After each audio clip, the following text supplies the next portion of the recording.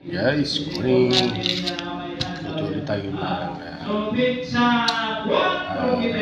tuna. Guys, tuna. Gagataan ko natin yan guys. Of course, lagyan natin ng gulay. Yan o.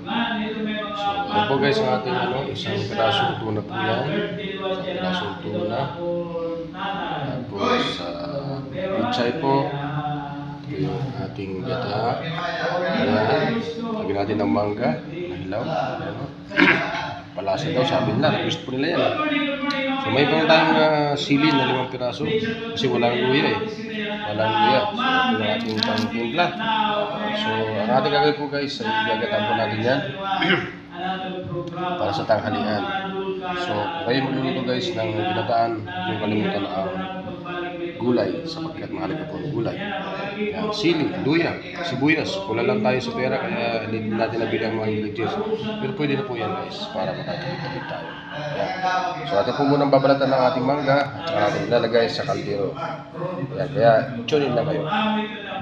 So yan guys, so nabalatan natin ang ating mangga, 5 piraso o 6. So atin pong slice po yan at ating ilalagay sa ating ginataan na tuna. Ayan. Mag-iimbino tayo ng timpla kung anong lasa meron to. So antabi po kayo guys at atin lang po i-slice ang ating manggang hilaw. Pero medyo hinog-hinog na po ito guys. Kaya masarap ito siguro. Kaya antabi po kayo mamaya guys. So ayan na guys. So atin na po na-slice ang mangga. Ayan, lalagay po natin dito sa binataan na tuna. So i-slice na po natin ng ating sili. So meron tayong kapirasong bawang. Wala tayong luya guys. Tsaka sibuyas. Kinapos ang ating bagit. Kaya yan lang muna. So ating gagawin guys ay sasabahan natin muna ito ng suka hanggat sa matuyo siya. Tsaka natin lalagay ang ating gata. So yan, so ilagay na po natin guys sa ating kaldero. Ito yung ating kabuuan ng ating lutuin guys. So atin po muna ilagay natin sa kaldero para may salang natin. So yan guys, yan na po yung ating kaldero. So ilagay na po natin yung sabihin na po natin ng ng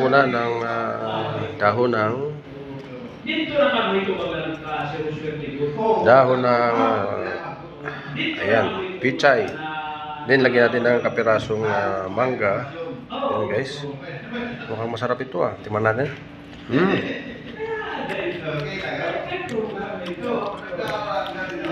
Ayan guys. So lagyan natin ang ating 2 hiwa na ulo guys. So lagyan natin ng sili,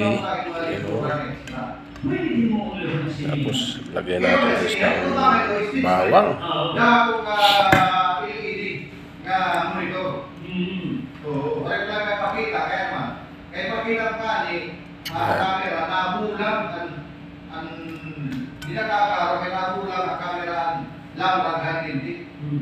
Okay, so yan na po guys ang ating gulay, So lagyan na po natin ang iba nating ingredients gaya ng mangga. Ayan guys. Mangga.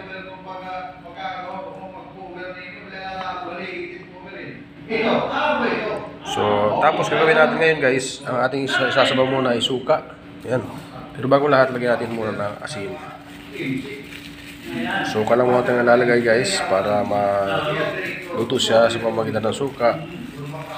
Then pagka malapit na po ito maluto, ilalagay na po natin ang ating pichay. Pichay po. Ayan kada na po yan. So na po guys, lagyan natin ang ating suka. Ayan, so patutuin natin guys, mamaya-maya konti.